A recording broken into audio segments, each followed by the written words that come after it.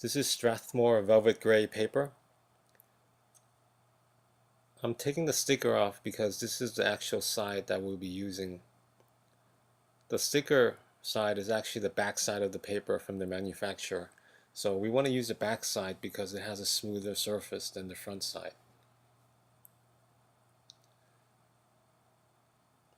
And I have the piece of paper with a couple of sheets underneath on a regular standard size clipboard.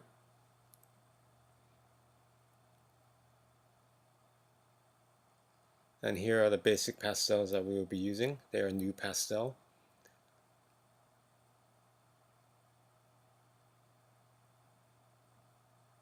And I'm going to list all the colors that you will need for the first couple of weeks.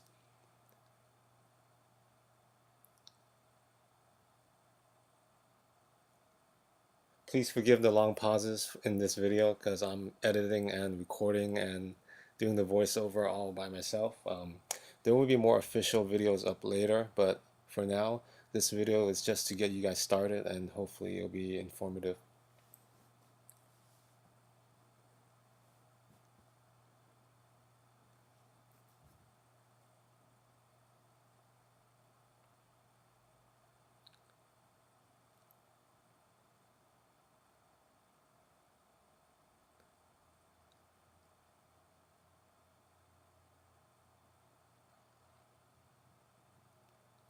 And I think next I'm going to be doing a short demo on rendering a sphere so you guys can get an idea of how to get all the values in your figure drawings.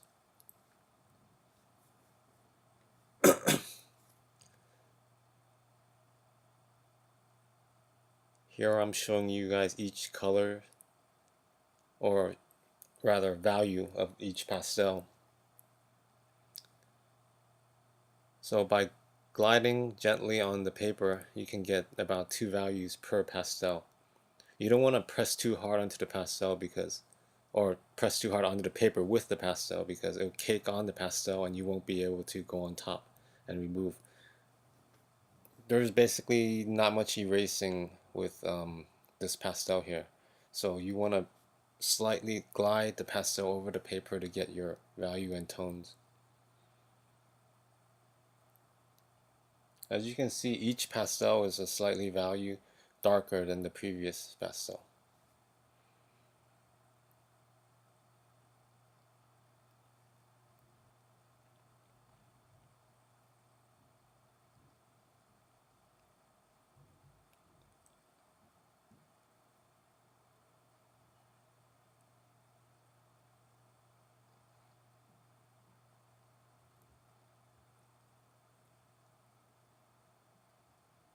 This pastel color that I just put on is actually not the right one, but you should be using coral. The number is correct, but the color that I picked up is not the right one.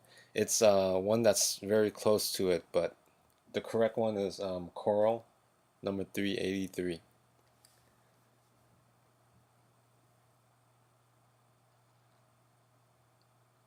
And right here we have Eden green, and basically that's like a neutralizer for the reds, and it acts kind of like an eraser. So I'll show you guys how to use that.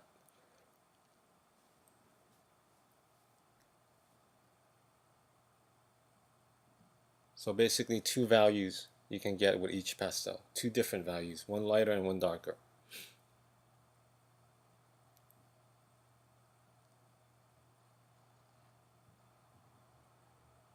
And I break into small pieces as if I was using a brush. And you can see with each stick you can get a variety of marks.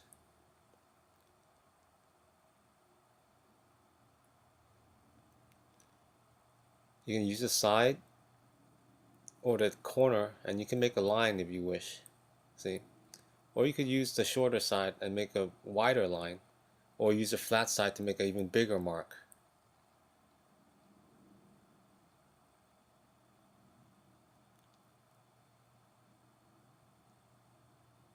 So basically the corners you can use as detailing. And here I have as a basic toolbox or accessory box you can get at any hardware store or Utrecht. and I have my pastels laid from lightest to darkest, and on the top I have a few additional colors which we'll talk about in the future.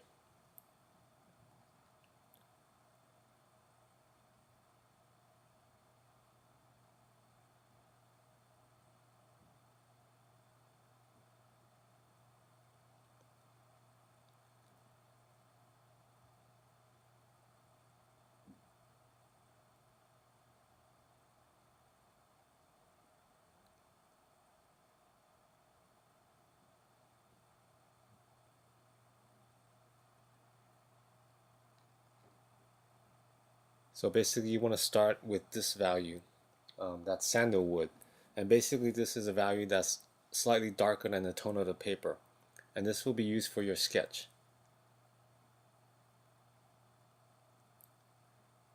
So I'm doing a sphere here, so what I'm doing is getting the basic gesture or basic shape of the sphere, and I'm not worried too much about it being perfectly round because we can correct that. So once I have the basic general value in, I'm going to lay in the whole thing and get a nice silhouette. Next, I'm going to take the value above it, which is the value that's slightly lighter, and that's peach. Not the lightest one, but peach. I'm going to separate shadow side from the light side.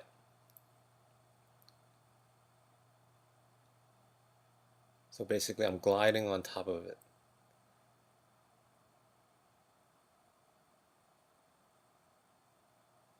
Trying to basically refine the edges, soften the form shadow.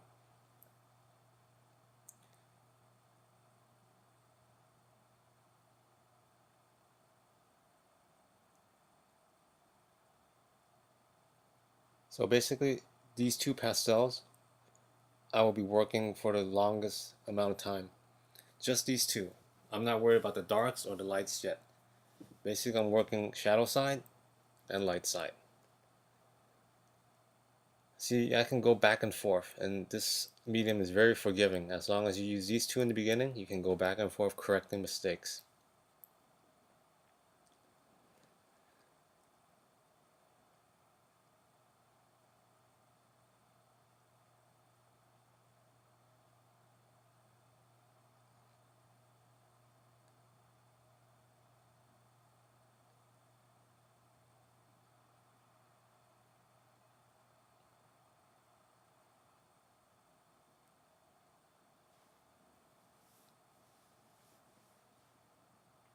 So basically what I'm doing is trying to get the shadow side to where I want it to be, and the light side to where I want the shape to be also.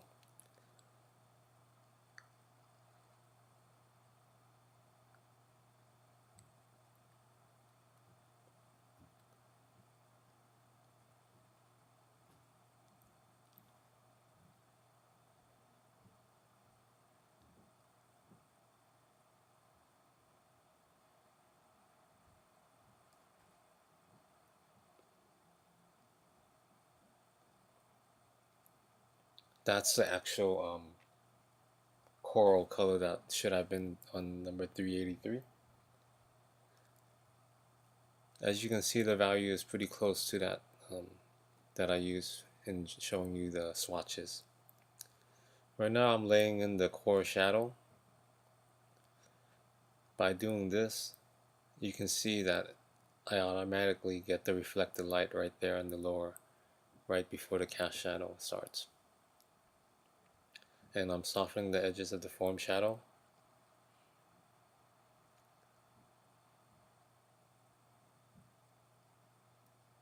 So when you see me pressing on the paper with my fingers to soften the shadows, I'm not really blending. I don't want you guys to press too hard and blend. It's basically just soften the edge.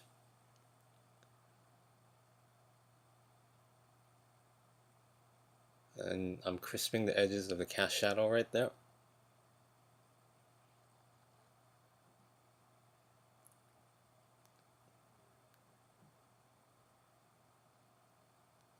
So reflect the light and cast shadow.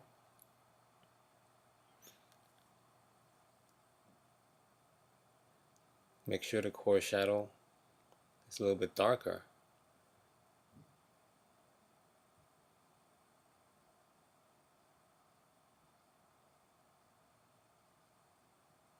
And cast shadow.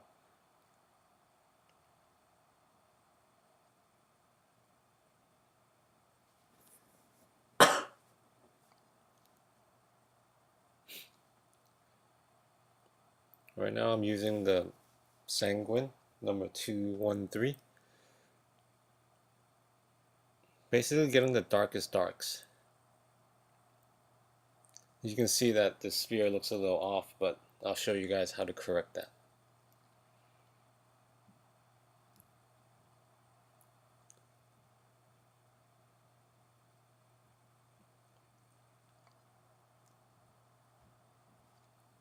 So here's where the green comes in. The green acts like a neutralizer against this toned paper. Since we're seeing so much red, this green that we're placing on kind of blends in with the background. As you can see, if you squint your eyes down, it doesn't even look like green anymore. It just blends in with the paper. And what you don't want to do is press too hard with this because it creates a halo effect. You want to glide it very, very lightly over the red, and it will neutralize the red and almost erase your mistakes. And this will take some getting used to, so I suggest you guys do a quick sphere like what I have done here, just to get used to it before you guys start the figure if you guys haven't used this before. And this is the lightest value we have, ivory white, and I'm using that on the light side.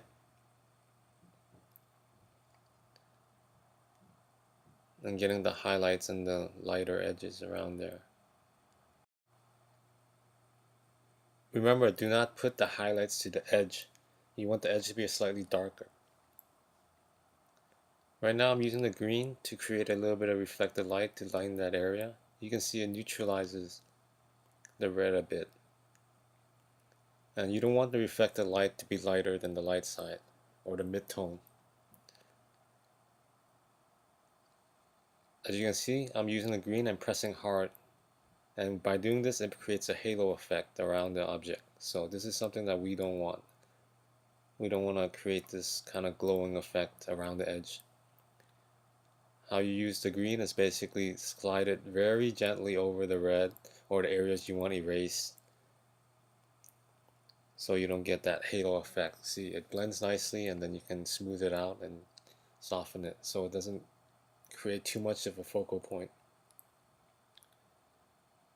So I hope you guys try and do this sphere, and hopefully we'll get a better video up soon. Thank you.